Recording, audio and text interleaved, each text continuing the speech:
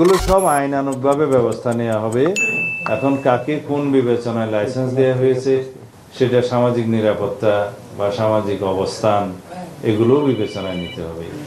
একজন তৎকালীন উপদেষ্টাকে তার হয়তো বয়সের বিবেচনাটা না রেখে তার সামাজিক গুরুত্বটা এবং রাষ্ট্রীয় নিরাপত্তার বিষয়টা চিন্তা করে দেওয়া হয়েছে। এগুলো সব বিবেচনায় রেখেই তো আমাদের কথা বলতে হবে। 4-5টা চ্যানেল স্যার এটা নিয়ে কাজ করছিলাম, সেখানে আমরা দেখতে পেয়েছি যে স্যার যেখানে অস্ট্রেট যেটা আপনার জয়েন্ট সেক্রেটারি একজন যে দেখেন স্যার, সেখানে স্যার এই যে কেউ ছিল স্যার, সেখান থেকে অস্ট্রেট যে অনাপত্তি যে পত্রটা, সেই পত্রটা কিন্তু আপনার এখানে আসে এবং হোম মিনিস্ট্রি থেকে অনাপত্তি পত্র না দেওয়ার আগে আপনার ওই চট্টগ্রাম থেকেও কেউ অস্ত্র পাবে না। এই অনাপত্তি পত্রগুলি নাই এবং তার কোনো নথি নাই স্যার।